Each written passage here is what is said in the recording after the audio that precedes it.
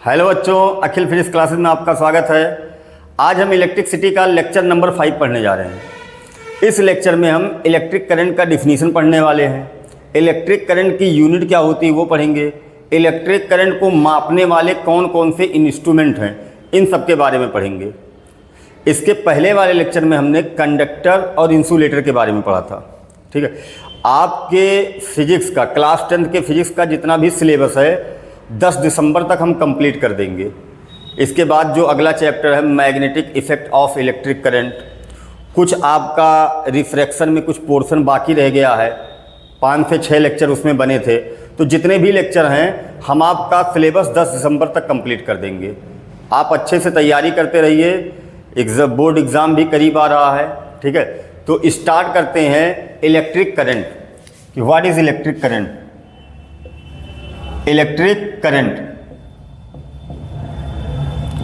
Electric current क्या होता है, इसका डिफिनीशन पढ़ने से पहले कुछ बातें जान लेना आवश्यक है कि इलेक्ट्रिक करंट बनता कैसे है, थर्मल वेलोसिटी क्या होता है, जो इलेक्ट्रॉन मूव करता है किस वेलोसिटी से मूव करता है, ये सब जान लेंगे। फिर इलेक्ट्रिक करंट का डिफिनीशन पढ़ेंगे। पेपर में वैसे डिफिनीशन आता है, बट नॉलेज के लिए काफ़ी कुछ जानना आपको है। तो क्या क्या इसमें जानना है। एक वायर जैसे लेके आते हैं, मार्केट से एक वायर लेके आए, या आप ये बोल सकते हैं एक वायर है कॉपर का, तांबे का तार है, ये सप्लाई से नहीं लगा है। तब की कहानी बता रहा हूँ। जब वायर को सप्लाई से नहीं लगाया गया, सप्लाई का मतलब ये मान लीजिए आपका एक केबल है, वो फैन से जुड़ा हुआ है, लेकिन अभी वो स्विच को ऑन नहीं किया गया। तो स्विच को जब ऑन नहीं करेंगे तब की कहानी बता रहे हैं, जब केबल ऐसे केवल बना हो, जब इसको सप्लाई से ना जोड़ा गया हो, या आप ये बोल सकते हैं किसी दुकान से आप वायर को, तार को खरीद कर लाओ, तब की कहानी बताने जा रहे हैं कि जब ये रूम टेम्परेचर पे होता है तब क्या होता है। बाद में आपको सब इलेक्ट्रिक करंट का डिफिनीशन अच्छे से समझाएंगे कि इलेक्ट्रिक करंट का डिफिनीशन क्या होता है, कैसे करंट बनता है, सब कुछ बताएंगे। ये सब जानना बहुत ज़रूरी है। तो मान लो एक ऐसे तांबे का तार है, तो कोई भी तांबे का तार होगा, कॉपर का वायर है, कॉपर के एटम से मिलकर बनेगा। उसमें क्या होगा, एटम में होगा, कोई भी वायर होगा, कॉपर का वायर होगा, कॉपर के एटम से मिलकर बनेगा। सिल्वर का वायर होगा, सिल्वर के एटम से मिलकर बनेगा। एल्युमिनियम का वायर होगा, एल्युमिनियम के एटम से मिलकर बनेगा। तो यहाँ पर कॉपर का वायर है, ये कॉपर के एटम से मिलकर बनेगा। तो यहाँ पर क्या होगा, न्यूक्लियस होगा, और बाहर क्या घूम रहा होगा, इलेक्ट्रॉन। ऐसे एक एटम और बना रहा हूँ, यहाँ न्यूक्लियस, बाहर इलेक्ट्रॉन, यहाँ न्यूक्लियस, बाहर इलेक्ट्रॉन, यहाँ न्यूक्लियस, बाहर इलेक्ट्रॉन। ऐसे हम केवल एक इलेक्ट्रॉन को दिखा रहे हैं, बैलेंस सेल के इलेक्ट्रॉन को केवल दिखा रहे हैं। बहुत इलेक्ट्रॉन होंगे, कॉपर का एटॉमिक नंबर 29 होता है, तो उसके आउटर सेल में बहुत इलेक्ट्रॉन होंगे, केवल एक इलेक्ट्रॉन को हम दिखा रहे हैं। तो यहाँ एक इलेक्ट्रॉन, यहाँ एक इलेक्ट्रॉन, ऐसे है। ठीक है, तो ये जब रूम टेम्परेचर पे होता है, एट द रूम टेम्परेचर, तो रूम टेम्परेचर कितना माना जाता है, लगभग 25 से 27 डिग्री तक माना जाता है room temperature. 25 degree, 26 degree, 27 degree. तो 27 डिग्री के करीब जब ये होता है, जब तार को कहीं मार्केट से खरीद कर लाते हैं, तब की कहानी बता रहा हूँ। या ये तार जब सप्लाई से नहीं जुड़ा है तब क्या होता है, उसके पहले की कहानी पढ़ेंगे, और जब सप्लाई से वायर को जोड़ देंगे तब की कहानी पढ़ेंगे, दोनों एक साथ देखेंगे। तो जब इसको क्या होता है, इसको बाहर से एनर्जी मिलती है, इन्वायरमेंट से, सराउंडिंग से इसको एनर्जी मिलती है, थर्मल एनर्जी, इसको मिलता है थर्मल एनर्जी। अब थर्मल एनर्जी जब इलेक्ट्रॉन को मिलता है तो होता क्या, बाहर से इसको टेम्परेचर की वजह से एनर्जी मिलती रहती है, थर्मल एनर्जी। और जब थर्मल एनर्जी इसको मिलेगा तब क्या होगा, जब थर्मल एनर्जी मिलेगा तो होगा क्या, इस इलेक्ट्रॉन का स्पीड बढ़ जाता है। ठीक है, और कई आप एटॉमिक मॉडल पढ़े होंगे, रदरफोर्ड का एटॉमिक मॉडल, डाल्टन का एटॉमिक मॉडल, थॉमसन का एटॉमिक मॉडल। उसमें क्या कहा गया था, रदरफोर्ड का एटॉमिक मॉडल काफ़ी हद तक सही था। आपने कई एटॉमिक मॉडल पढ़ा होगा, रदरफोर्ड का, थॉमसन का, डाल्टन का। तो रदरफोर्ड का एटॉमिक मॉडल काफ़ी हद तक सही था, क्योंकि उन्होंने न्यूक्लियस की डिस्कवरी कर दी थी। लेकिन जब उनसे ये पूछा गया कि जो इलेक्ट्रॉन न्यूक्लियस के चारों तरफ घूमते हैं, वो घूमते घूमते न्यूक्लियस में गिर क्यों नहीं जाते हैं, उसका रीज़न क्यों नहीं बता पाए थे। कि अगर इलेक्ट्रॉन घूम रहा है न्यूक्लियस के चारों तरफ तो उसकी एनर्जी कम होनी चाहिए, एनर्जी कम होने की वजह से उसको न्यूक्लियस में गिर जाना चाहिए। तो वो इसका एक्सप्लेनेशन नहीं कर पाए थे, इसलिए उनके एटॉमिक मॉडल में कुछ ड्रॉबैक थी, कुछ कमियां थी। तो उसके बाद साइंटिस्टों ने ये बताया कि अगर किसी न्यूक्लियस के चारों तरफ इलेक्ट्रॉन घूम रहा है, जैसे ये न्यूक्लियस है और ये सेल है आपका, किसी एटम का बता रहा हूँ, ये न्यूक्लियस से बाहर इलेक्ट्रॉन घूम रहे हैं, यहाँ इलेक्ट्रॉन, यहाँ इलेक्ट्रॉन। तो अगर इलेक्ट्रॉन किसी सेल में घूम रहे होते हैं तो उसका स्पीड जो होता है, उसका चाल जो होता है वो फिक्स होता है। कोई भी इलेक्ट्रॉन किसी सेल में घूम रहा होता है, उसका स्पीड फिक्स होता है, वो फिक्स स्पीड के साथ घूमता है। मान लो इसमें कोई इलेक्ट्रॉन घूम रहा है, वो 5 मीटर पर सेकंड से घूम रहा है। भाई वैसे स्पीड होता है बहुत 2 × 10⁷ के करीब ऐसे सभी स्पीड होता है। मैं एग्जाम्पल के लिए आपको समझा रहा हूँ। मान लो इसमें घूमने वाला इलेक्ट्रॉन 5 मीटर पर सेकंड से है और इसमें कोई घूम रहा इलेक्ट्रॉन 10 मीटर पर सेकंड से और इसमें कोई घूम रहा 12 मीटर पर सेकंड से। आ रहा बात समझ में? तो इसमें अगर वही इलेक्ट्रॉन घूम सकते हैं, रह सकते हैं, जिनका स्पीड 5 हो। ये बताया गया था बाद में, जब रदरफोर्ड के एटॉमिक मॉडल में कुछ कमियां पाई गई तो बाद में एक्सप्लेनेशन ये दिया गया कि किसी न्यूक्लियस के चारों तरफ जो इलेक्ट्रॉन घूमते हैं उनका स्पीड फिक्स होता है। किसी सेल में पर्टिकुलर स्पीड वाले ही इलेक्ट्रॉन घूम सकते हैं, ये नहीं कि चाहे जो स्पीड लेके आए इलेक्ट्रॉन घूम ले। मान लो अगर इस इलेक्ट्रॉन को इस सेल में रहना है तो स्पीड इतना ही रखना पड़ेगा, ना इससे ज़्यादा रखना पड़ेगा ना इससे कम। ये सब डाटा बस समझाने के लिए, एक्चुअल डाटा नहीं है ये। तो ये 5 मीटर पर सेकंड से घूम रहा है, तो अगर इसमें वही इलेक्ट्रॉन घूम पाएगा जिसका स्पीड 5 मीटर पर सेकंड होगा। 5 से कम होगा तब भी ये सेल को छोड़ देगा, 5 से ज़्यादा होगा तब भी ये सेल को छोड़ देगा। तो मान लो ये बाहर का इलेक्ट्रॉन 12 मीटर पर सेकंड से घूम रहा है और जब इसका स्पीड किसी तरीके से बढ़ा दिया जाएगा तो ये इस सेल में नहीं रह पाएगा, क्योंकि इस सेल में वही इलेक्ट्रॉन घूम सकते हैं जिनका स्पीड 12 हो। हर इलेक्ट्रॉन का अपने सेल में स्पीड फिक्स होता है, उससे ज़्यादा होगा या उससे कम होगा तो उस सेल को वो छोड़ देता है। आया बात समझ में? तो यहाँ पर क्या होता है, जब इसको थर्मल एनर्जी मिलता है तो ये थर्मल एनर्जी इलेक्ट्रॉन को जब मिलता है, इन्वायरमेंट से इसको हीट मिलता रहता है। ये तब की कहानी है जब सप्लाई से इलेक्ट्रॉन को, सप्लाई से नहीं लगाया गया वायर को, जब स्विच को ऑन नहीं किए, जब स्विच ऑफ है तब की कहानी है ये। तो इलेक्ट्रॉन इसको मिलता रहता थर्मल एनर्जी, और थर्मल एनर्जी जब इसको मिलेगा तो होगा क्या? अभी आप देखो पानी है, ये शांत ऐसे रखा हुआ, इसी पानी को हमने क्या किया, गैस पे रख दिया। गैस पे रख दिया, गैस ऑन है तो गैस जल रहा है, उस पर पानी को रख दिया गया। तो इसमें पानी में क्या होगा, पहले शांत रखा हुआ था पानी, उसको हमने बर्तन को क्या किया, इस पे गैस पे रख दिया और गैस को ऑन कर दिया। तो गैस को ऑन करेंगे तो पानी में हलचल होने लगेगा ना। क्यों हलचल होगा? क्योंकि इसको जो थर्मल एनर्जी मिलेगा, जो गैस से एनर्जी मिलेगी, उसके वजह से पानी के जो मॉलिक्यूल होंगे उसकी काइनेटिक एनर्जी बढ़ेगी, उसका स्पीड बढ़ने लगेगा। जब आप देखते हो गैस को थोड़ा आँच और बढ़ाते हैं, आँच को बढ़ाते हैं तो टेम्परेचर और बढ़ता है, तो और ज़्यादा हलचल होता है, समझ में? तो स्पीड बढ़ जाती है। तो ऐसे जब इसको इलेक्ट्रॉन को थर्मल एनर्जी मिलता है तो इसकी स्पीड बढ़ जाती है, और स्पीड बढ़ जाएगी तो मतलब ये एटॉमिक मॉडल में ये भी कहा गया था कि कोई इलेक्ट्रॉन अपने सेल में फिक्स स्पीड के साथ घूम सकता है, ज़्यादा कम हुआ तो वो स्पीड वो सेल को छोड़ देगा। तो यहाँ पे क्या होगा, ये सेल को छोड़ देता है क्योंकि इसका स्पीड बढ़ जाता है, ये बाहर निकल जाता है। ऐसे इसको भी एनर्जी मिलेगी, ये भी बाहर निकलेगा, इसको भी एनर्जी मिलती है, ये भी बाहर निकलता है। और इन इलेक्ट्रॉनों को कहते हैं फ्री इलेक्ट्रॉन। ये इस एटम से फ्री हो गए, इसलिए इनका नाम होता है फ्री इलेक्ट्रॉन। और जिस वायर में फ्री इलेक्ट्रॉन होंगे, जिस मटेरियल में फ्री इलेक्ट्रॉन होंगे, बस वही इलेक्ट्रिसिटी को कंडक्ट करा सकते हैं। आया बात समझ में? जिस मटेरियल में, जैसे कॉपर हो गया, एल्युमिनियम हो गया, सिल्वर हो गया, इन सब में फ्री इलेक्ट्रॉन होते हैं, क्योंकि ये जो इलेक्ट्रॉन होते हैं ये बहुत लूज बने होते हैं।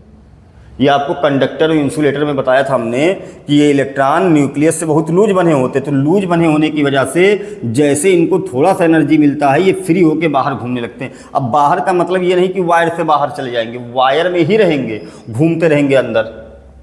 आया तुम्हें? वायर में स्पेस होता है भाई, हर वायर में स्पेस होगा। रीज़न क्या है? तो कोई भी पदार्थ होगा, कोई भी पदार्थ होगा, वो किससे बनता है? एटम से। ये आपको पता है कि किसी भी पदार्थ की सबसे स्मॉलेस्ट यूनिट जो होती है वो एटम होती है, एटम से मिलकर बना है। तो एटम से मिलकर बना, एटम कैसा होता है? स्फेरिकल, गोलाकार होता है। ये आप जान लेना, एटम का जो स्फेयर है, जो आकृति उसकी है वो गोलाकार होता है, स्फेरिकल होता है। आप किसी भी पदार्थ को अगर गोले से भरेंगे तो कुछ ना कुछ तो स्पेस रहेगा बीच में। जैसे एक डब्बा है और डब्बे में लड्डू भर रहे हैं, तो लड्डू भरेंगे, लड्डू गोलाकार होता है स्फेरिकल, तो लड्डू भरेंगे उसमें डिब्बे में तो क्या होगा भाई, स्पेस तो रहेगा ना बीच बीच में। आप किसी डिब्बे में लड्डू भर रहे हो, ऐसा नहीं हो सकता कि बिना स्पेस के भर दो, बीच बीच में स्पेस रह जाएगा।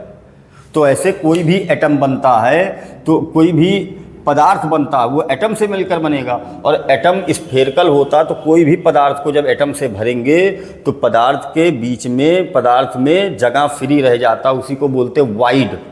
उसी को क्या बोलते हैं, वाइड, बीच में स्पेस रहेगा।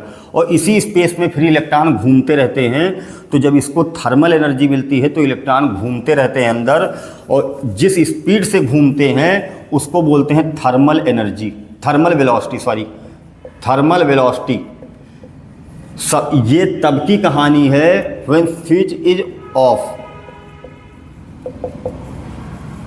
स्विच इज ऑफ, जब स्विच ऑफ होता है। ऐसे जब स्विच ऑफ रहेगा तब की कहानी है ये। या आप एक तार खरीद कर लाओ, सप्लाई से ना लगाओ उसको, तब की कहानी है ये, कि जो इलेक्ट्रॉन होते हैं वो अंदर फ्री होके घूमते रहते हैं, उसको बोलते हैं थर्मल वेलोसिटी। तो सप्लाई से पहले जो इलेक्ट्रॉन घूमते रहते हैं, सप्लाई लगाने से पहले तार के अंदर इलेक्ट्रॉन घूमते रहते हैं, फ्री होकर घूमते हैं, इसलिए इनका नाम है फ्री इलेक्ट्रॉन। और फ्री इलेक्ट्रॉन जिस वेलोसिटी से घूमते हैं उसका नाम होता है थर्मल वेलोसिटी। ठीक है, मैं इसको हटा रहा हूँ थोड़ा। अभी इलेक्ट्रिक करंट का डिफिनीशन आपको बाद में पढ़ाएंगे। ये सब नॉलेज आपके लिए ज़रूरी है कि आपको पता होना चाहिए कि सप्लाई से पहले किस वेलोसिटी से घूमते हैं, सप्लाई के बाद किस वेलोसिटी से घूमते हैं। तो ये इलेक्ट्रॉन होते हैं फ्री, और फ्री इलेक्ट्रॉन का जो स्पीड होता है फ्री इलेक्ट्रॉन, और ये जिस वेलोसिटी से घूमते हैं उसका नाम होता है थर्मल वेलोसिटी, थर्मल वेलोसिटी। ठीक है, और ये कितने ऑर्डर का होता है थर्मल वेलोसिटी, 10⁵ मीटर पर सेकेंड, इतने ऑर्डर का होता है। ऑर्डर का मतलब ये भी समझा रहा हूं आपको क्या होता है, ये इतने ऑर्डर का होता है थर्मल वेलोसिटी। इसका मतलब क्या है, 10⁵ का मतलब जैसे देखते हो, बोलते हैं ना 10⁻², ये क्या है 100, इसको बोल सकते हैं 100। ऑर्डर का मतलब क्या होता है, जैसे लिखे 10⁻², इसका मतलब 100 के रेंज में है, 100 भी हो सकता है, 200 भी हो सकता है। ऑर्डर का मतलब ये होता है, जैसे आप कपड़ा खरीदने जाते हैं दुकान पे, तो बोलते हैं किस रेंज में दिखाएं, 1000 में दिखाएं कि 100 में दिखाएं कि 10,000 में दिखाएं। तो ऐसे है, अगर ऑर्डर लिखा 10⁻² लिखा, इसका मतलब वो 100 में है, या 150 भी हो सकता है, 250 भी हो सकता है, 200 भी हो सकता है। मतलब ये, अच्छा ये सब किस में है, 1000 में कि 100 में है, किस में, 100 में है ना।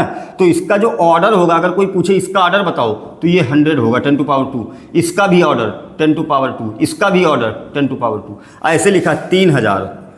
कोई पूछे ये किस में है, 1000 में है कि 10,000 में है कि लाख में है कि 100 में है, तो ये किस में है, 1000 में है। तो इसका ऑर्डर होगा 10⁻3। ऑर्डर ये बताता है कि वो किस में है। जैसे ये लिखा है इसका ऑर्डर 10⁻3, इसका मतलब ये 1000 में है। 400 लिखे, इसका मतलब ये किस में है, 100 में है। ऐसे ऑर्डर ये बताता किस में है। तो 10⁵ मीटर पर सेकंड का मतलब 1 लाख मीटर पर सेकंड। इसका मतलब क्या है, थर्मल वेलोसिटी जो होता है फ्री इलेक्ट्रॉन का, सप्लाई से पहले जिस स्पीड से घूमते हैं उसको बोलते हैं थर्मल वेलोसिटी। ऑर्डर इतना होता है। इसको किलोमीटर में कन्वर्ट कर रहा हूँ, 10⁵ को लिख सकते हैं 10⁻² और 10⁻3 मीटर पर सेकंड लिख सकते हैं। ऐसे इसको 2 पार्ट में डिवाइड कर दी। 10⁻3 का मतलब 1000 मीटर, और 1000 मीटर को लिख सकते हो क्या, किलोमीटर। तो 10⁻², 1000 इसके जगह पे लिख सकते हैं, ये 1000 मीटर लिखा है, इसके जगह पे 10⁻² किलोमीटर पर सेकंड। इसका मतलब 100 किलोमीटर पर सेकंड। इतना तेज इलेक्ट्रॉन घूमता है। सप्लाई से पहले जो इलेक्ट्रॉन घूमते हैं वो 1 सेकंड में 100 किलोमीटर चल लेते हैं। समझ में आया? इटवा से समझो गोरखपुर तक इतना स्पीड से चलते हैं। आप 100 किलोमीटर 1 सेकंड में भागते हैं, इतना तेज चलते हैं कि जैसे आप बोलोगे ना उतने में 100 किलोमीटर इलेक्ट्रॉन चल लेते हैं। किस वेलोसिटी से, थर्मल वेलोसिटी से। इनका ऑर्डर इतना होता है। आया सुनिए। तो इलेक्ट्रॉन के दौड़ने से करंट क्यों नहीं बनता? क्योंकि सुनो, होता क्या है, करंट का डिफिनीशन क्या होता है, इलेक्ट्रॉन के मूवमेंट से, इलेक्ट्रॉन के मोशन से करंट बनता है। तो यहाँ क्यों नहीं करंट बना? यहाँ भी तो इलेक्ट्रॉन दौड़ रहा है भाई, फ्री होकर इलेक्ट्रॉन वायर के अंदर घूम रहे हैं कोई। हाँ, ये भी जानो आप, जो फ्री इलेक्ट्रॉन सप्लाई लगाने से पहले घूमते हैं वो रैंडम मोशन करते हैं, जिगजैग मोशन। ये सब कहानी आपको पता होना चाहिए, ये सब आपके पेपर के लिए नहीं ज़रूरी है, नॉलेज के लिए ज़रूरी है। जब इलेक्ट्रिसिटी का वन शॉट वीडियो बनाएंगे तो उसमें क्या करेंगे, जितना भी पेपर के लिए ज़रूरी होगा वो सब एक साथ बना देंगे शॉर्ट में। अभी आप क्या करो, लेक्चर तैयार करो नॉलेज के साथ, ठीक है। तो जो भी ज़रूरी होगा हम बता देंगे पेपर में क्या क्या आएगा। ये सब नहीं आता, ये सब नहीं पूछा जाता 10th में। तो थर्मल वेलोसिटी हो गया, और जो ये इलेक्ट्रॉन फ्री इलेक्ट्रॉन मोशन करते हैं वो जिगजैग मोशन करते हैं, जिगजैग मोशन, ठीक है। वो रैंडम मोशन करते हैं। जो भी फ्री इलेक्ट्रॉन मोशन करते हैं वो कैसा मोशन करते हैं, रैंडम मोशन। रैंडम मोशन का मतलब जैसे यहाँ से इलेक्ट्रॉन मान लो इसे घूम रहा है तो ये किधर चला जाए ये नहीं पता है, और ये कोई बता भी नहीं सकता कि ये वाला इलेक्ट्रॉन इसी डायरेक्शन में जाएगा। आ रहा होगा कहानी समझ में भाई। जब सप्लाई नहीं लगाते हैं तो जब उनको थर्मल एनर्जी बाहर से मिलती है तो इलेक्ट्रॉन फ्री हो जाते हैं, उस एटम को छोड़ के इधर उधर वायर के अंदर ही मोशन करते रहते हैं। तो मोशन करते हैं तो ये इलेक्ट्रॉन, जैसे मान लो यहाँ एटम है, यहाँ इलेक्ट्रॉन है, यहाँ एटम है, यहाँ इलेक्ट्रॉन है, यहाँ एटम है, यहाँ इलेक्ट्रॉन है, यहाँ एटम है, यहाँ इलेक्ट्रॉन, यहाँ भी तो एटम होगा, यहाँ भी ऐसे एटम होगा। तो ये इलेक्ट्रॉन यहाँ से निकला तो ये किधर जाएगा ये कोई नहीं बता सकता। ये प्रोबेबिलिटी मतलब ये कोई बता ही नहीं सकता कि इलेक्ट्रॉन किधर जाए। जैसे आप देखते हो कि मान लो कहीं भीड़ इकट्ठा है और भीड़ इकट्ठा, उसी में पत्थर चला दिया जाए, तो पत्थर जब चला देंगे तो एक आदमी किधर भागेगा ये आप नहीं बता सकते। जिधर उसको मौका मिलेगा उधर भाग लेगा। भाई भगदड़, मान लो भगदड़ कहीं जाम लगा हुआ है या कई लोग इकट्ठा हैं एक साथ और उसी में पत्थर की बमबारी हो जाए, पत्थर उत्तर फेंकना स्टार्ट कर दें, तो पत्थर फेंकना स्टार्ट कर देंगे तो जब पत्थर भीड़ में पड़ेगा तो भीड़ का कोई पर्टिकुलर आदमी कहाँ भागेगा ये कोई नहीं बता सकता। जिधर उसको रास्ता मिलेगा उधर भाग जाएगा। ये थोड़ी कि इधर ही भागेगा, जिधर रास्ता उसको मिलेगा उधर भागेगा। तो ऐसे इलेक्ट्रॉन का भी हाल होता है। जैसे इलेक्ट्रॉन को एनर्जी मिलती है वो किधर भाग जाए किसी को नहीं पता। मान लो जाके इससे टकरा गया या ये वाला इलेक्ट्रॉन जाके इससे टकरा गया, तो ऐसे ये रैंडम मोशन करते रहते हैं, 3D मोशन करते रहते हैं। आया समझ में इतना? किधर भी भाग सकते हैं। रैंडम का मतलब जैसे भीड़ उड़ है, कहीं भीड़ इकट्ठा पत्थर फेंक दो तो वहाँ भी रैंडम मोशन होने लगेगा। ये नहीं कि एक तरीके से भागेंगे, कोई इधर भागेगा, कोई इधर भागेगा, कोई इधर भागेगा। ऐसे इलेक्ट्रॉन का हाल होता सप्लाई से पहले, कोई इलेक्ट्रॉन इधर भाग जाएगा, कोई इधर भाग जाएगा, ये सब होता है। आया समझ में? तो जब इलेक्ट्रॉन मूव करते हैं, कोई इधर भाग रहा है, कोई इधर भाग रहा है, कोई इलेक्ट्रॉन इधर भाग रहा है, कोई इलेक्ट्रॉन इधर भाग रहा है, तो करंट क्यों नहीं मिलता? क्योंकि आप देखो ये क्लास ईयर्स में ही बता दिया जाता है इलेक्ट्रॉन के मोशन से करंट बनता है। तो यहाँ भी तो इलेक्ट्रॉन मोशन कर रहा है फ्री इलेक्ट्रॉन, तो करंट क्यों नहीं बनता? तो अब आते हैं करंट के डिफिनीशन पे, ठीक है। करंट क्यों नहीं बनता, अब करंट के मेन डिफिनीशन पे आते हैं। तो ये याद रखना, थर्मल सप्लाई से पहले इलेक्ट्रॉन जो मूव करते हैं वो थर्मल वेलोसिटी से मूव करते हैं। भाई यहाँ इलेक्ट्रॉन वायर के अंदर मोशन कर रहा है, रैंडम मोशन, तो करंट क्यों नहीं बनता है? तो अब इलेक्ट्रिक करंट के डिफिनीशन पे आते हैं कि इलेक्ट्रिक करंट का डिफिनीशन क्या होता है। Electric current, the rate of flow of charge, the rate of flow of charge, flow of charge through any cross section, any cross section of conductor is called electric current. Electric current, ठीक है। मतलब क्या है, ये main definition है। देखो आपके book में डिफिनीशन मिल जाएगा, the rate of flow of charge is called current. पूरा डिफिनीशन आप यहाँ से लिख सकते हैं, the rate of flow of charge through any cross section of conductor is called electric current. मतलब क्या है, किसी क्रॉस सेक्शन से, जैसे ये वायर है, ये आप जानते हो कि वायर जो होता है वो सिलेंड्रिकल होता, बेलनाकार होता है। ऐसे जैसे पाइप होता वैसे ही तो वायर होता है। तो पाइप बेलनाकार होता, वायर भी बेलनाकार।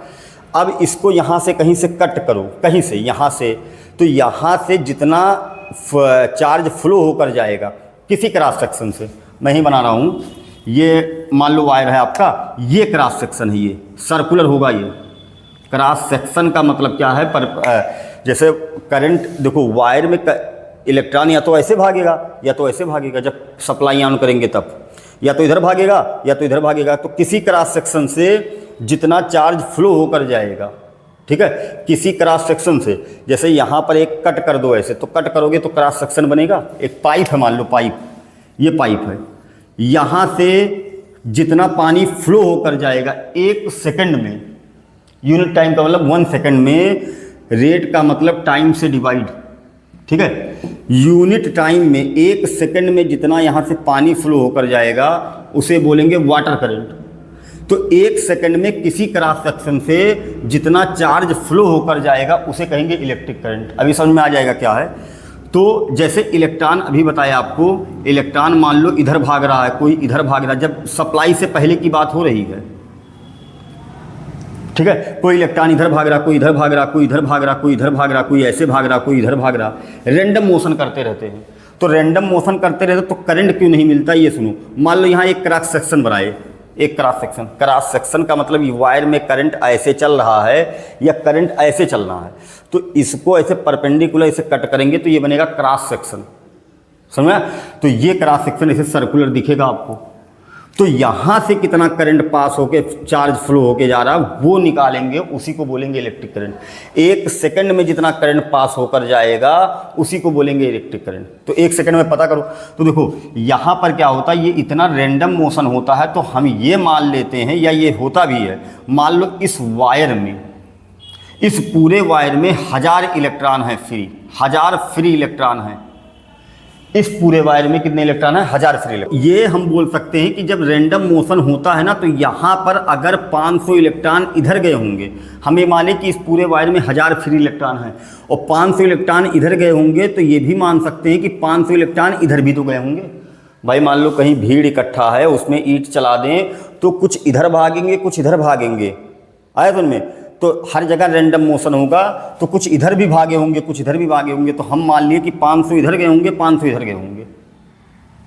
तो इलेक्ट्रिक करंट का डिफिनीशन क्या है, और मतलब क्या, कितना चार्ज यहाँ से फ्लो होगा, क्योंकि किसी क्रॉस सेक्शन से जितना चार्ज फ्लो होगा 1 सेकंड में उसी को बोलेंगे इलेक्ट्रिक करंट। अब चार्ज कहाँ बनेगा भाई, इलेक्ट्रॉन चलेगा तो अपने साथ चार्ज लेकर जाएगा 1.6 × 10⁻⁹ इलेक्ट्रॉन यहाँ से गया 1.6 × 10⁻⁹ का चार्ज लेके गया। एक इलेक्ट्रॉन और गया 2 × 1.6 × 10⁻⁹ का चार्ज लेके गया। तो ऐसे इधर फ्लो होगा इधर फ्लो होगा, तो चार्ज अपने साथ इलेक्ट्रॉन लेकर जाएगा। तो 1000 इलेक्ट्रॉन मान लो इस वायर में है, 500 इधर गए इलेक्ट्रॉन 500 इधर गए, तो कोई कहे इस क्रॉस सेक्शन से कितना चार्ज फ्लो होकर गया, क्योंकि हमें यही कैलकुलेट करना होता है, किसी क्रॉस सेक्शन से कितना चार्ज फ्लो होकर गया। तो आपको एक एग्जाम्पल समझा रहा हूँ। जैसे मान लो ये एक इधर पानी है इधर भी पानी है, और ये एक पार्टीशन लगा दिए। मान लो एक बर्तन है, ये बर्तन, और बर्तन में एक इधर पानी भी है इधर भी पानी भरा, इधर पार्टीशन लगा हुआ, डिवाइडर लगा हुआ है, ठीक है, और 10 लीटर पानी इधर है, 10 लीटर पानी इधर है और 15 लीटर इधर है।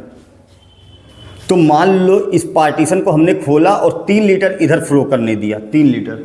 तो 3 लीटर पानी अगर इधर फ्लो होकर जाएगा तो इधर कितना बचेगा, 12 लीटर, और इधर कितना हो जाएगा, 13 लीटर। 3 इधर फ्लो करके गया और 3 अगर इधर फ्लो करके चला जाए, हमने पार्टीशन को थोड़ा सा ओपन किया, 3 इधर फ्लो कर दिया 3 इधर फ्लो कर दिया, तो जब 3 इधर आया तो 13 हो गया, और 3 इधर जब आ जाएगा तो 12 से फिर कितना हो जाएगा, 15, और ये फिर 13 से कितना हो जाएगा, 10। समझ में आया। जितना भाई इधर पानी बढ़ा था उतना इधर चला गया, पानी घट गया, तो कोई चेंज नहीं होगा। इसका मतलब अगर कोई पूछे यहाँ से कितना पानी फ्लो होकर गया तो हम बोल देंगे 0। रीज़न क्या है, इधर जितना पानी आया उतना पानी इधर चला गया, तो यहाँ से कितना पानी फ्लो होकर गया, बोल देंगे 0। क्यों, जितना इधर आया उतना इधर चला गया, तो ना घटा ना बढ़ा। तो यहाँ से कितना पानी फ्लो होकर गया, 0। तो नेट फ्लो जो होगा वो 0 है। तो ऐसे जितना इलेक्ट्रॉन इधर फ्लो होकर गया उतना इलेक्ट्रॉन इधर फ्लो होकर गया। इस क्रॉस सेक्शन से नेट फ्लो ऑफ चार्ज कितना, नेट फ्लो ऑफ चार्ज वो कितना है, 0। तो इस कंडीशन में कोई करंट नहीं मिलेगा। किसी क्रॉस सेक्शन से ही होता, किसी क्रॉस सेक्शन से जितना इलेक्ट्रॉन इधर भाग रहा होता उतना इधर भाग रहा होता, तो उस क्रॉस सेक्शन से कोई भी चार्ज फ्लो होकर नहीं जाता है, net flow of charge zero है। तो इस कंडीशन में कोई करंट नहीं मिलेगा। इलेक्ट्रॉन तो भागते हैं फिर भी कोई करंट नहीं बना पाता। तो जब सप्लाई से नहीं लगाते हैं तब भी इलेक्ट्रॉन तार के अंदर मोशन करते रहते हैं। जिस वेलोसिटी से मोशन करते हैं उसको बोलते हैं थर्मल वेलोसिटी। उसका ऑर्डर होता है 10⁵ मीटर पर सेकंड, मतलब वो इलेक्ट्रॉन लाख मीटर पर सेकंड से दौड़ रहे होते हैं तार के अंदर। आया समझ में इतना? अब क्या करते हैं, अब इसको सप्लाई से लगाते हैं। अब इसको लगाते हैं सप्लाई से। समझ में आ रहा होगा जो समझा रहे हैं, बहुत आराम से समझना, हर एक चीज़ क्लियर हो जाएगा आपका। अब इसको लगाते हैं सप्लाई से। जब रेजिस्टेंस पढ़ाएंगे तब भी इस कॉन्सेप्ट का काम आएगा, ज़्यादा आसानी से रेजिस्टेंस समझ में आएगा। ठीक है, फ्री इलेक्ट्रॉन का कॉन्सेप्ट समझे रहोगे तो जब रेजिस्टेंस पढ़ोगे ना उसका एक एक चीज़ क्लियर हो जाएगा। नहीं तो आप रटते फिरोगे कि R डायरेक्टली प्रोपोर्शनल L, वो सब मिलेगा आगे। ठीक है, तो अब हमने क्या किया, इसको सप्लाई से लगा दिया, एक प्लस टर्मिनल से बैटरी का टर्मिनल लगा दिया, एक को प्लस से एक को माइनस से। अब समझना ध्यान से, ये प्लस वाला क्या करेगा भाई, बैटरी का टर्मिनल एक होगा प्लस एक होगा माइनस, ये बैटरी लगा दिए, बैटरी में एक टर्मिनल प्लस ये माइनस। अब हमने क्या किया, सप्लाई से लगाया। अब सप्लाई से लगाएंगे तब क्या होगा, जो इलेक्ट्रॉन ऐसे इधर भाग रहे थे ना उस इलेक्ट्रॉन को ये पॉजिटिव वाला फोर्स लगाएगा, और फोर्स लगाएगा क्या करेगा, अपनी तरफ खींचना चाहेगा। बैटरी का पॉजिटिव टर्मिनल इलेक्ट्रॉन को अपनी तरफ खींचना चाहेगा। तो जो इलेक्ट्रॉन ऐसे भाग रहे थे उनको उन पे फोर्स लगा के अपनी तरफ खींचेगा, और ये इलेक्ट्रॉन अब ऐसे भागना स्टार्ट कर देंगे। आया बात समझ, ऐसे जाएंगे तभी तो इधर आएंगे। जो इलेक्ट्रॉन ऐसे भाग रहे थे उनको भी ऐसे कर देगा, इधर भागना स्टार्ट कर देंगे। जो इलेक्ट्रॉन इधर भाग रहे थे सब के सब जो इधर भाग रहे थे ऐसे तिरछा, उनको भी क्या कर देगा, सीधा कर देगा। अब इलेक्ट्रॉन सब एक ही डायरेक्शन में चलने लगेंगे। अब देखना इस क्रॉस सेक्शन से चार्ज फ्लो होकर जाने लगा। अब इधर कोई जाने वाला नहीं है, सब के सब इधर चलने लगे। बता रहा, पहले इधर भी जा रहे थे इधर भी जा रहे थे, net flow of charge zero. अब कोई इलेक्ट्रॉन इधर नहीं जा रहा, सब के सब इधर भागेंगे और पॉजिटिव की तरफ चलेंगे, पॉजिटिव टर्मिनल से। तो इलेक्ट्रॉन अब इधर भागेंगे। अब इस क्रॉस सेक्शन से या किसी क्रॉस सेक्शन से बोल सकते हैं कि अब देखो इलेक्ट्रॉन ऐसे फ्लो होकर जाएंगे तो किसी भी क्रॉस सेक्शन से अब चार्ज का फ्लो हो जाएगा। आ रहा बात समझ में? मान लो यहाँ से 50 इलेक्ट्रॉन निकला एक सेकंड में।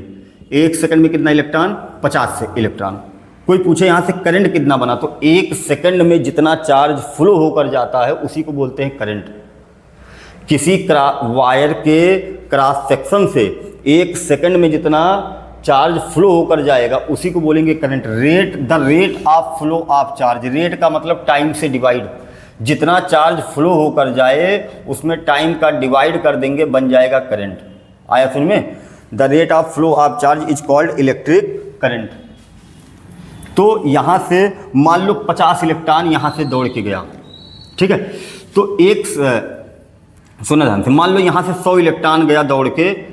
हमने क्या किया, घड़ी लेके यहाँ बैठ गए, घड़ी लेके बैठे और 4 सेकंड में देखे 100 इलेक्ट्रॉन यहाँ से फ्लो होकर गया। भाई घड़ी चालू कर दिए, देखे 4 सेकंड में यहाँ से 100 इलेक्ट्रॉन फ्लो होकर गया।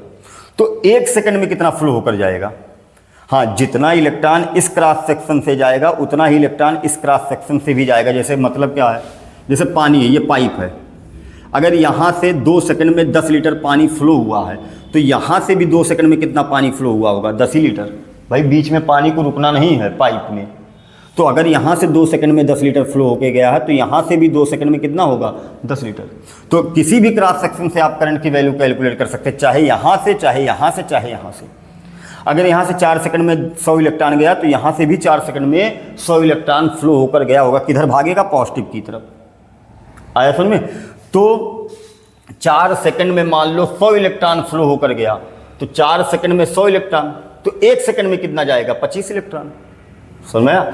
भाई देखो 4 सेकंड में टोटल चार्ज कितना फ्लो होकर जाएगा ये कैलकुलेट करते हैं।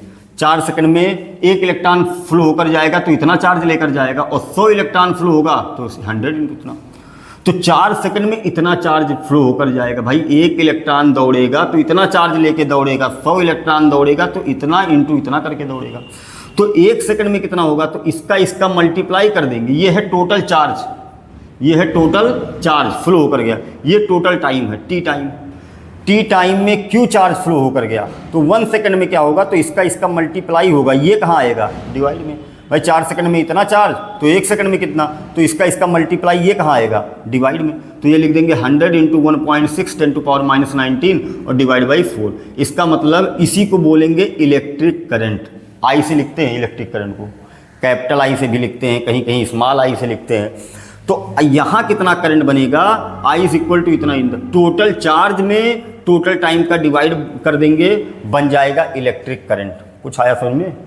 भाई मान लो 4 सेकंड में इतना चार्ज फ्लो होकर गया, 100 इलेक्ट्रॉन फ्लो होकर गए, तो 1 इलेक्ट्रॉन फ्लो होकर जाएगा, इतना चार्ज लेकर जाएगा। 100 इलेक्ट्रॉन फ्लो होकर जाएगा इंटू इतना, तो 1 सेकंड में जितना चार्ज फ्लो होकर जाएगा उसी को बोलेंगे इलेक्ट्रिक करंट।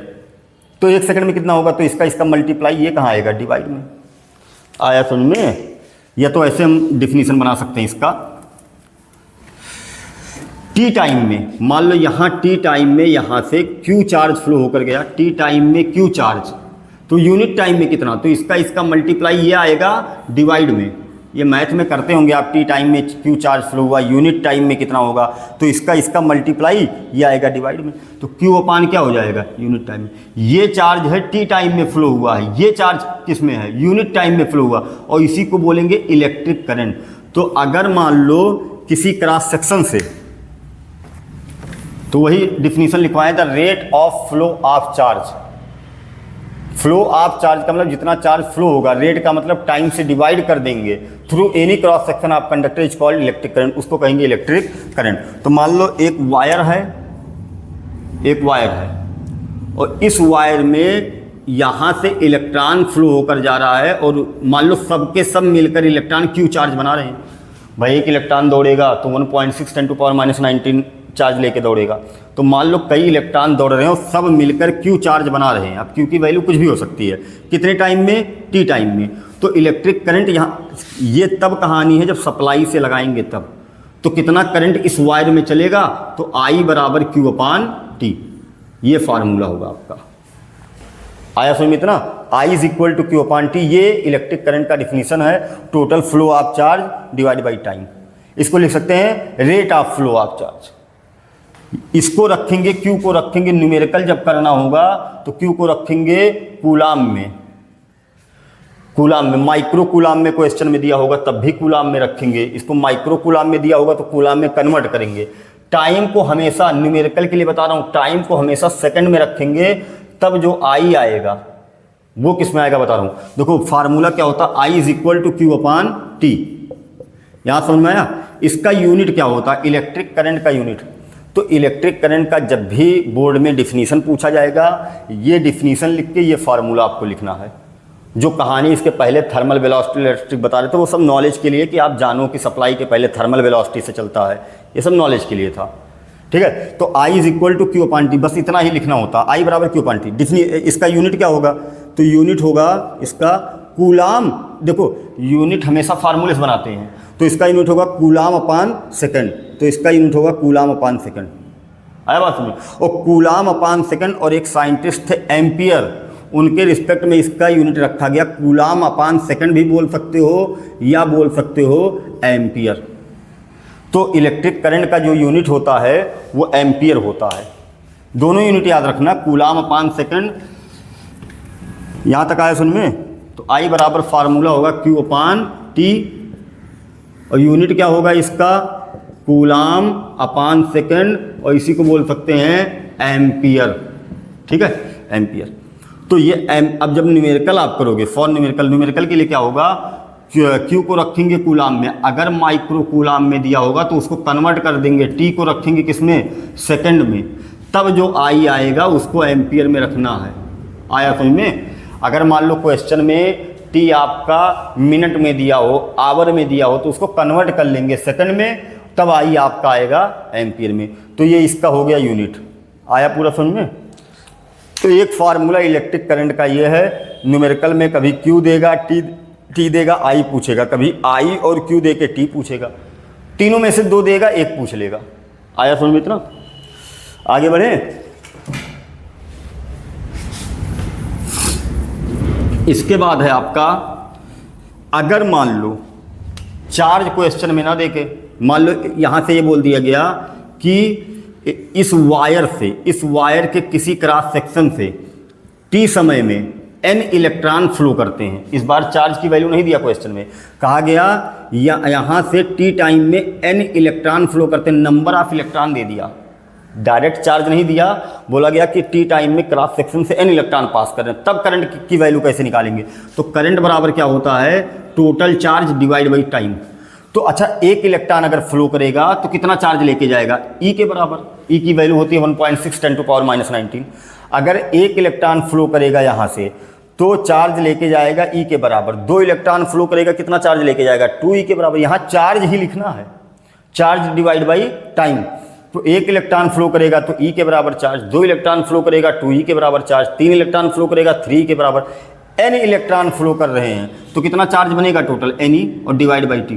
तो ये फार्मूला एक बनता है करंट का। ये फार्मूला तब लगाएंगे न्यूमेरिकल में जब नंबर ऑफ इलेक्ट्रॉन दिया हो, व्हेन नंबर ऑफ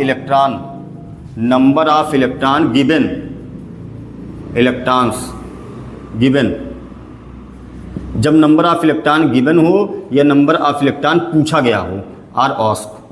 अगर नंबर ऑफ इलेक्ट्रॉन दिया हो या फाइंड आउट करना हो तब ये आर फाइंड आउट। ये फार्मूला तब लगाएंगे जब नंबर ऑफ इलेक्ट्रॉन दिया हो या नंबर ऑफ इलेक्ट्रॉन पूछा हो क्वेश्चन में, तो न्यूमेरिकल लगवाएंगे, वहाँ दोनों फार्मूले का यूज करा के न्यूमेरिकल लगवाएंगे। इतना आया समझ में।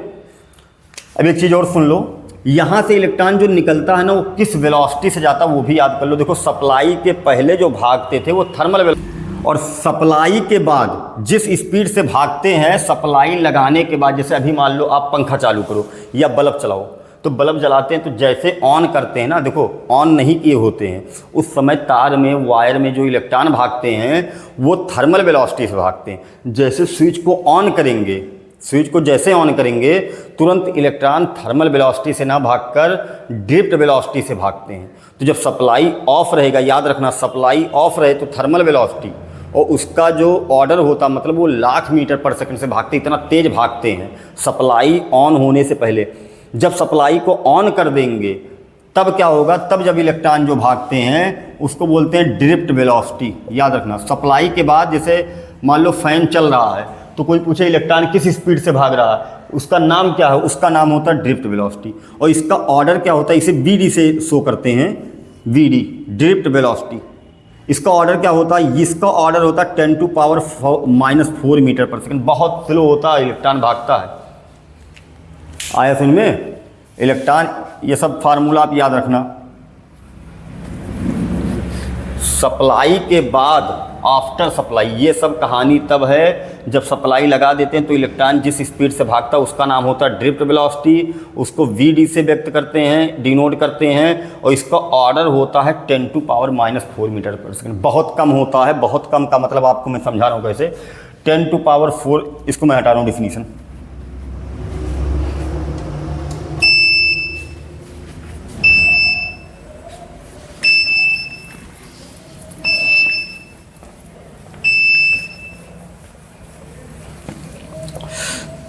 तो 10⁻⁴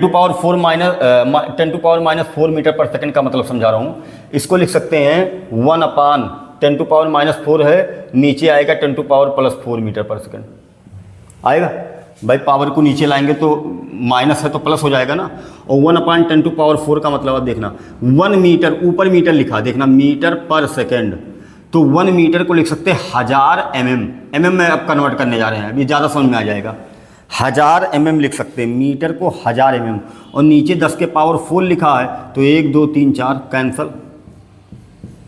क्या बचेगा 1/10। 1/10 का मतलब 0.1 mm पर सेकंड। इतना स्लो स्पीड से चलता है, मतलब 1 सेकंड में 0.1 mm चलता है। 1 mm तो जानते होगे आप क्या होता है, जैसे आपका स्केल होता है तो स्केल में यहाँ 0 होता है, यहाँ 1 होता है। स्केल आप देखोगे सेंटीमीटर वाला स्केल जो आपके पास होता है, तो यहाँ से इसमें 10 पार्ट होते हैं, हर एक पार्ट में 1 mm होता है। हर एक पार्ट 0 से 1 के बीच में 10 पार्ट होता है, हर एक पार्ट 1 mm होता है। उसमें भी 10 पार्ट कर दो, वो बनेगा 0.1 mm।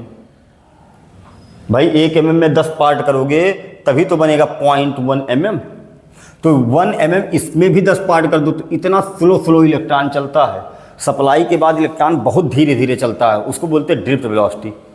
तो कई बच्चों का ये क्वेश्चन रहता है कि जब इतना धीरे इलेक्ट्रॉन चलता है तो तुरंत ऑन करते हैं बल्ब कैसे जल जाता है या फ़ैन कैसे चल जाता है? क्योंकि इतने नंबर ऑफ फ्री इलेक्ट्रॉन होते हैं ना कि उसका जो धक्का पड़ता है, इतने नंबर ऑफ फ्री इलेक्ट्रॉन होते हैं कि वो इफेक्टिव होता है।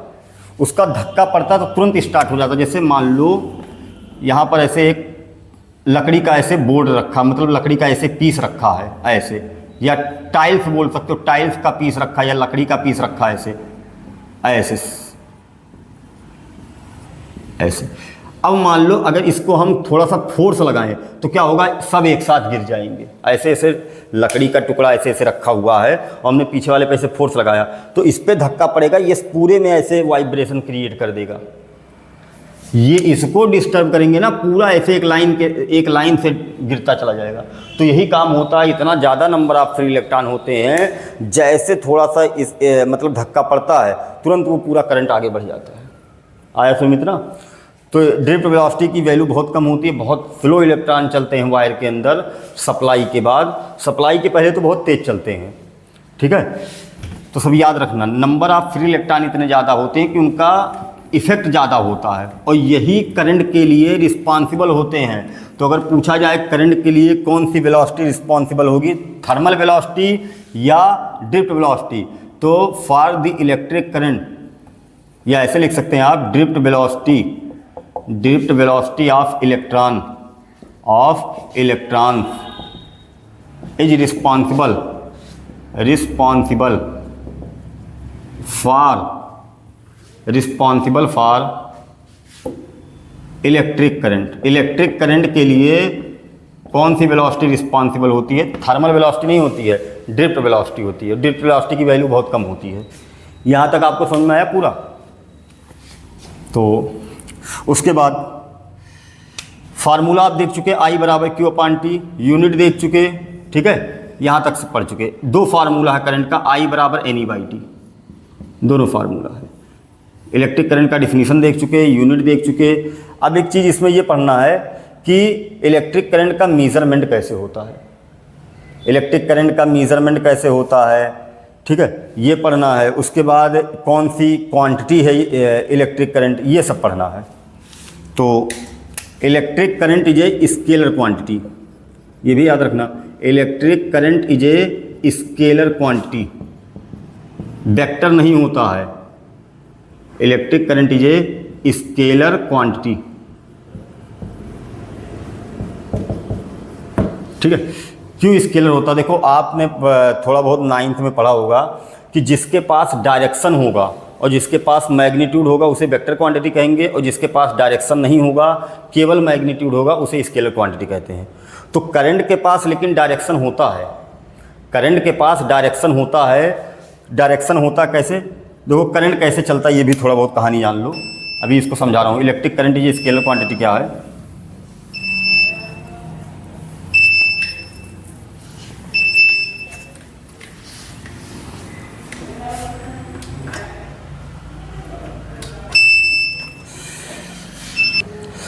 तो यहाँ से समझते हैं कि करंट के पास डायरेक्शन होता है, किधर से किधर होता है। एक बैटरी है मान लो ये, और बैटरी का ये पॉजिटिव टर्मिनल है और ये है निगेटिव टर्मिनल, ठीक है। तो अभी आपको जब कंडक्टर और इंसुलेटर समझाए थे लेक्चर नंबर 4 में, तो ये बताए थे जो इलेक्ट्रॉन होता है वो माइनस से चलता है प्लस की ओर, ये बताए थे आपको। आप उसमें लेक्चर नंबर 4 में आप देखना, कंडक्टर के डिफिनीशन में ये बताए थे इलेक्ट्रॉन चलता है माइनस से ये बैटरी है तो बैटरी के दो टर्मिनल होंगे, एक पॉजिटिव और एक निगेटिव। तो इलेक्ट्रॉन चलता है निगेटिव से पॉजिटिव। अभी स्केलर क्वांटिटी क्यों होता है अभी ये समझा रहे हैं, पहले ये समझ लो आप कि ये माइनस से चलेगा किधर, पॉजिटिव की तरफ इलेक्ट्रॉन, ठीक है। तो इलेक्ट्रिक करंट का डिफिनीशन जो कन्वेंशनल डायरेक्शन होता है, मतलब जो जब इलेक्ट्रॉन की खोज नहीं हुई थी उससे पहले इलेक्ट्रिक करंट का डिफिनीशन डायरेक्शन बता दिया गया था। तो जो इलेक्ट्रिक करंट का डायरेक्शन होता है वो पॉजिटिव से निगेटिव होता है, या वो ऐसा बोल सकते हैं electric current flow to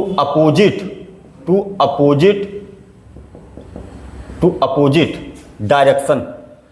electric current flow to opposite direction of motion of electron, motion of electron, जिधर इलेक्ट्रॉन चलता है उसके अपोजिट इलेक्ट्रिक करंट माना जाता है। आया तुम्हें, electric current flow to opposite direction of motion of electron. अगर इलेक्ट्रॉन माइनस से प्लस चलता है, ये आपको कंडक्टर इंसुलेटर का डिफिनीशन जब बता रहे थे तो कंडक्टर में समझाए थे इलेक्ट्रॉन माइनस पे ज़्यादा होंगे। भाई यहाँ माइनस है तो इस टर्मिनल पे इलेक्ट्रॉन ज़्यादा होंगे, यहाँ पॉजिटिव है, इलेक्ट्रॉन की कमी है तो इलेक्ट्रॉन भागेगा माइनस से किधर, प्लस। तो इलेक्ट्रिक करंट किधर चलेगा, प्लस से माइनस। भाई यहाँ इलेक्ट्रॉन ज़्यादा है तो इलेक्ट्रॉन भागेगा माइनस से किधर, प्लस की तरफ। तो ऐसे भागेगा, फिलामेंट को हिट करेगा, जलाएगा, फिर वापस आएगा। तो इलेक्ट्रिक करंट चलेगा प्लस से किधर की तरफ, माइनस की तरफ। समझा। तो इलेक्ट्रिक करंट का डायरेक्शन आप जानना, electric current flow from, electric current flow from positive terminal to negative terminal. समझ में आया। इलेक्ट्रिक करंट चलता है पॉजिटिव टर्मिनल से किधर, निगेटिव टर्मिनल की ओर। आए ना समझ में। हाँ, लेकिन ये सब कहानी है आउटसाइड की, आउटसाइड, बाहर इलेक्ट्रॉन चलता। अंदर देखना इलेक्ट्रॉन ऐसे आएगा। और बताए हैं कि अगर मतलब ये होता है इलेक्ट्रिक करंट को अगर चलना है तो इलेक्ट्रिक करंट के लिए क्लोज सर्किट चाहिए, ओपन नहीं होना चाहिए। पूरा एक क्लोज पाथ में इलेक्ट्रॉन चलता है, करंट जो होता है पूरा एक क्लोज पाथ उसके लिए चाहिए। तो यहाँ से इलेक्ट्रॉन चलेगा, इधर आएगा और अंदर देखना, अंदर इलेक्ट्रॉन ऐसे जाएगा, पूरा करंट ऐसे दौड़ेगा पूरे इस रास्ते में। तो बाहर चलता है प्लस से माइनस, और अंदर देखना कैसे चलता है, अंदर चलता है माइनस से प्लस। तो ये आउटसाइड के लिए electric current flow from positive terminal to negative terminal. Inside जो होता है उल्टा होता है, निगेटिव से किधर चल रहा है देखना, पॉजिटिव, ऐसे जाएगा। तो बाहर इलेक्ट्रिक करंट चलता है पॉजिटिव टू निगेटिव, अंदर चलता है निगेटिव टू पॉजिटिव। तो मैं पूरा जानकारी होना चाहिए करंट के बारे में। तो इलेक्ट्रिक करंट फ्लो करता है पॉजिटिव टू निगेटिव और अंदर चलता है निगेटिव टू पॉजिटिव। ठीक है। तो इनसाइड, ये आउटसाइड के लिए, तो आउटसाइड का याद रखो, इनसाइड का उल्टा कर देना। समझ। तो इलेक्ट्रिक करंट के पास डायरेक्शन होता है पॉजिटिव टू निगेटिव, फिर ये क्यों स्केलर है भाई? यही वेक्टर का डिफिनीशन होता है कि जिसके पास डायरेक्शन होगा, मैग्नीट्यूड होगा, वो वेक्टर क्वांटिटी, जिसके पास डायरेक्शन मैग्नीट्यूड नहीं होगा वो स्केलर क्वांटिटी। तो इसके पास तो जो इलेक्ट्रिक करंट होता है वो वेक्टर स्केलर क्वांटिटी है। वेक्टर क्यों नहीं है? It is a scalar quantity, it is a scalar quantity, ये स्केलर क्वांटिटी है।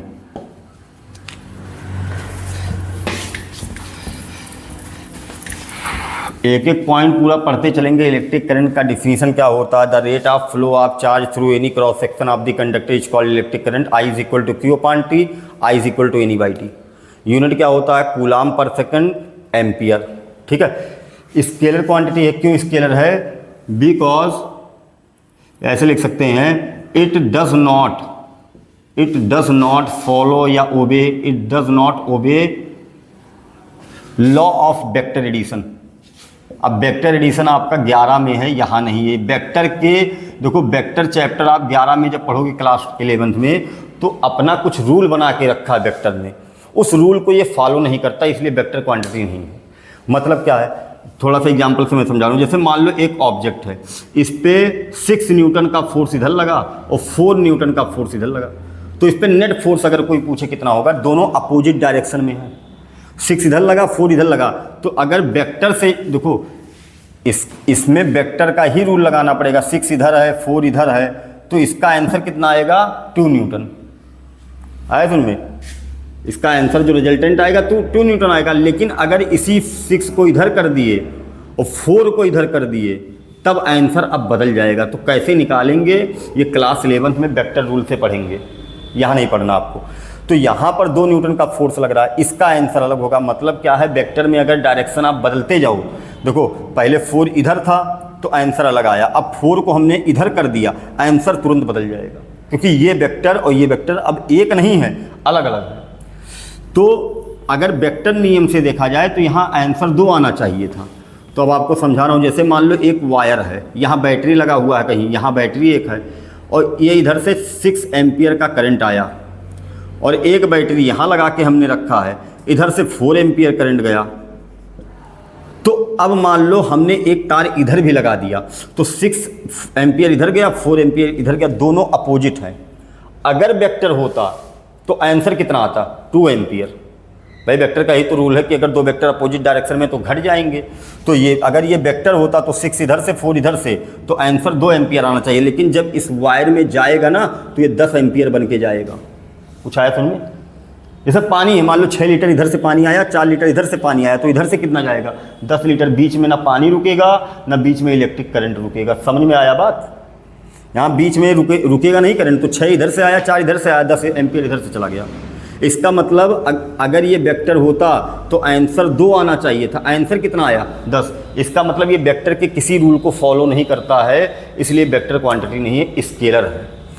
अगर मान लो 4 को हमने इधर कर दिया तब भी आंसर कितना आएगा? 10 आया तुम्हें? तो डायरेक्शन बदलने से ये बदलता भी नहीं है।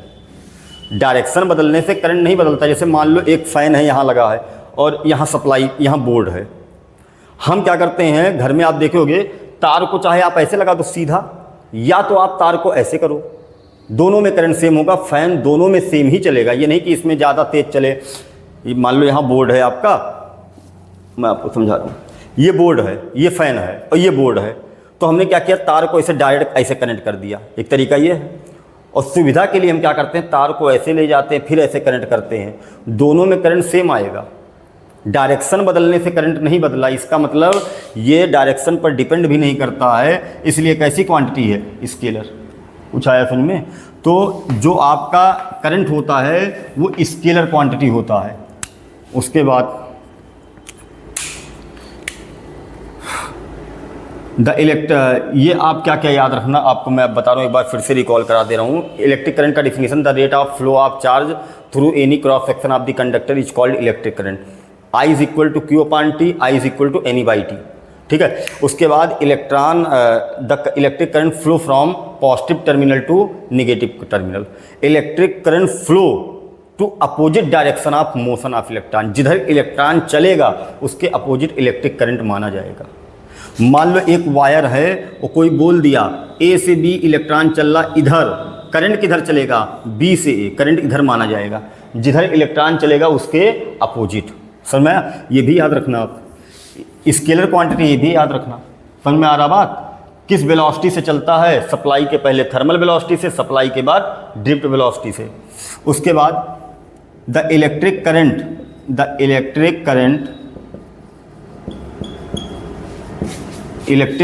इन circuit is measured by ammeter. किसी भी सर्किट में एमीटर, किसी भी सर्किट में अगर इलेक्ट्रिक करंट को नापना है तो उसके लिए एक इंस्ट्रूमेंट बनाया गया है, एमीटर। गैल्वेनोमीटर भी होता है। गैल्वेनोमीटर डायरेक्शन बताता है, एमीटर डायरेक्शन नहीं बता पाएगा। मतलब क्या है? जैसे एमीटर आप देखे होंगे जहाँ मोबाइल की दुकानें होती हैं, मोबाइल की, इलेक्ट्रॉनिक की, वहाँ पर एमीटर ऐसे रखा रहता है, ऐसे बना होता है। 0 1 2 3 4 5 ऐसे बना होता है और यहाँ ए लिखा होता है और इसके पास 2 पिन होता है और ये पॉइंटर लगा होता है। ये होता है मीटर। शेप तो बदलता रहेगा। शेप आपके लैब में भी आपको दिख जाएगा, इलेक्ट्रॉनिक्स के दुकान पे भी दिख जाएगा, मोबाइल जहाँ बनता है वहाँ मोबाइल रिपेयर के दुकान पे दिख जाएगा एमीटर, वोल्ट मीटर, ये सब। तो एमीटर से इलेक्ट्रिक करंट नापा जाता है। ठीक है। तो कैसे नापते हैं ये आप याद रखना। एमीटर से इलेक्ट्रिक करंट को नापा जाता है। तो कैसे नापते हैं ये सुनना। जैसे मान लो ये एक बल्ब है, अब हमें इस बल्ब में कितना करंट चल रहा वो नापना है। तो हम क्या करते हैं, एमीटर के दो पॉइंट वो होते हैं, 2 टर्मिनल ऐसे यहाँ लगा दिए ऐसे। ठीक है। और ये एमीटर पूरा आप बना दे रहा हूँ, ये एमीटर है 0 1 2 3 4 5 6 ये से। तो मान लो हमने ऑन किया, बैटरी को पहले ऑफ़ किए थे, तो बैटरी जब ऑफ रहेगा तो इसमें कोई करंट नहीं चलेगा, इसमें भी कोई करंट नहीं चलेगा। एमीटर में 2 पॉइंट होते हैं, एक पॉजिटिव टर्मिनल, एक नेगेटिव टर्मिनल। इसमें भी करंट चलेगा, ये ऑफ है। जब ये ऑफ रहेगा तो ना इसमें करंट चलेगा ना इसमें करंट चलेगा, तो पॉइंटर 0 पे ही रहेगा। जो सुई होता है उसका पॉइंटर 0 पे रहेगा। जैसे इसको ऑन करेंगे क्या होगा, ऑन किए, इसमें करंट चलना स्टार्ट हुआ, बल्ब में करंट चल रहा। हमें बल्ब में करंट कितना चल रहा वो निकालना है। तो यहाँ से करंट जाएगा, करंट यहाँ से जाएगा इस बल्ब से होकर फिर इस एमीटर में जाएगा और फिर इस एमीटर से इधर चला आएगा। तो जो करंट इसमें चलेगा वही करंट इसमें चलेगा। क्यों? क्योंकि एक ही रास्ता है करंट जाने का। भाई ये भी याद रखना, जितना करंट बैटरी के पॉजिटिव टर्मिनल से चलेगा उतना निगेटिव पे पहुंचेगा। करंट बीच में कहीं रुकेगा नहीं, कहीं गायब नहीं होगा। अगर मान लो बैटरी के पॉजिटिव टर्मिनल से 10 एम्पियर का करंट चला है तो निगेटिव में 10 एम्पियर का करंट पहुंचेगा। आया समझ में? ये न्यूमेरिकल अभी आगे न्यूमेरिकल करवाएंगे, वहाँ काम आएगा। जितना करंट यहाँ से चलेगा उतना करंट को निगेटिव पे लौटना भी है। तो यहाँ से मान लो करंट चला ऐसे, जितना करंट इसमें वही करंट इससे होते हुए यहाँ पहुँच जाएगा। तो मान लो इसमें 5 एम्पियर का करंट चला, अब हमें पता कैसे चलेगा? इसमें तो हम नहीं बता सकते देख के। तो ये अगर पॉइंटर 5 पे घूम गया तो हम इसका मतलब इस एमीटर में 5 एम्पियर का करंट चल रहा, तो इसमें 5 चल रहा, तो इसमें भी कितना चला होगा? 5। सेम ही करंट जाएगा, एक ही रास्ता है करंट का, तो इसमें भी 5 एम्पियर का करंट जाएगा। तो एमीटर का पॉइंटर जैसे घूमता है वो बता देता है कितना करंट चल रहा है सर्किट में। समझ में आया? तो किसी भी इलेक्ट्रिक करंट को अगर सर्किट में नापना है तो उसको एमीटर से नापते हैं, और एमीटर को हमेशा सीरीज में लगाते हैं, याद रखना। एमीटर को सीरीज में लगाते हैं, पैरेलल नहीं लगाते। ये बहुत क्वेश्चन पूछा जाता है, बहुत बार पूछा गया है कि एमीटर को किस कॉम्बिनेशन में लगाते हैं। तो एमीटर फिटेड या ammeter connected along the circuit या ammeter connected in series along the circuit. अगर किसी सर्किट में करंट निकालना है आपको तो एमीटर को हम क्या करते हैं? सीरीज में कनेक्ट करते हैं। और एक चीज़ और आपको पता होना चाहिए, एमीटर का जो रजिस्टेंस होना चाहिए वो लो होना चाहिए। द रजिस्टेंस ऑफ एमीटर, अच्छे एमीटर के लिए ही विशेषता होनी चाहिए, द रजिस्टेंस ऑफ एमीटर। अब अभी आपको रजिस्टेंस ज़्यादा नहीं पढ़ाए हैं, मतलब रजिस्टेंस का हेडिंग ही नहीं आया, बाद में आएगा। The resistance of ammeter should be low होना चाहिए। समझा? तो ये सब नॉलेज आपके पास होना चाहिए। It is scalar quantity does not obey law of vector addition. The electric current in circuit is measured by ammeter. और एमीटर को किस में कनेक्ट करेंगे? सीरीज में। पैरेलल कनेक्ट करेंगे तो वो करंट को नहीं बता पाएगा, बताएगा, लेकिन जिस सर्किट में हम जैसे अभी एग्जाम डायग्राम बनाए थे तो बल्ब में हम करंट चाहिए तो बल्ब के साथ सीरीज में लगाना पड़ेगा। उसके पैरेलल लगा दिए तब नहीं बता पाएगा करंट कि बल्ब में कितना करंट चल रहा, वो नहीं बता पाएगा। हमें एमीटर में करंट थोड़ी नापना होता है। एमीटर तो हम लगाते हैं किस लिए कि एमीटर करंट बता दे कि सर्किट में कितना चल रहा है। अब हमें बल्ब में करंट चाहिए तो बल्ब के सीरीज में लगाएंगे। आया बात समझ में? तो एमीटर को हम क्या करते हैं? सीरीज में कनेक्ट करते हैं। पैरेलल कनेक्ट करेंगे तब क्या दिक्कत आएगा? यहाँ तक पूरी कहानी समझ में आई? ये भी आप जान लो। अब तो क्या पूरा कहानी आपको एक एक पॉइंट करंट के बारे में पता होना चाहिए कि एमीटर को कहाँ कनेक्ट करते हैं। पैरेलल में कनेक्ट कर दिए तब क्या होगा ये सुनना। अगर एमीटर को पैरेलल कनेक्ट करेंगे तब क्या होगा, सुनना ध्यान से। जैसे मान लो ये एक बल्ब है और इसमें हम चाहते हैं कि करंट कितना चल रहा। बैटरी से करंट, मान लो यहाँ बैटरी है और इससे करंट निकला 10 एम्पियर। बैटरी होगा तो उससे कुछ करंट बनेगा। तो मान लो इस बैटरी से करंट निकला 10 एम्पियर और हम इसमें चाहते हैं कि इसमें कितना करंट चल रहा है। आया सुन में? हमने क्या किया? एमीटर का सिंबल ये होता है, एमीटर को ऐसे पैरेलल लगा दिया। हमने एमीटर को पैरेलल लगा दिया। अब सुनना ध्यान से, यहाँ से 10 एम्पियर जाएगा, जैसे यहाँ पहुँचेगा, डायग्राम दूसरे तरीके से बना दे रहा हूँ। ये बल्ब है, ठीक है, और हमने एमीटर को पैरेलल ऐसे लगा दिया। अब पैरेलल लगाएंगे तो दिक्कत क्या आएगा? जैसे 10 एम्पियर यहाँ चलेगा, मान लो इसका रजिस्टेंस, देखो रजिस्टेंस के अकॉर्डिंग करंट डिवाइड होता है। करंट को देखो, जैसे यहाँ पहुँचेगा करंट को 2 रास्ता मिलेगा। जैसे पानी है, पानी यहाँ से फ्लो होकर गया, उसको एक रास्ता इधर दिखेगा, एक रास्ता इधर दिखेगा। इधर भी जा सकता है, इधर भी जा सकता है।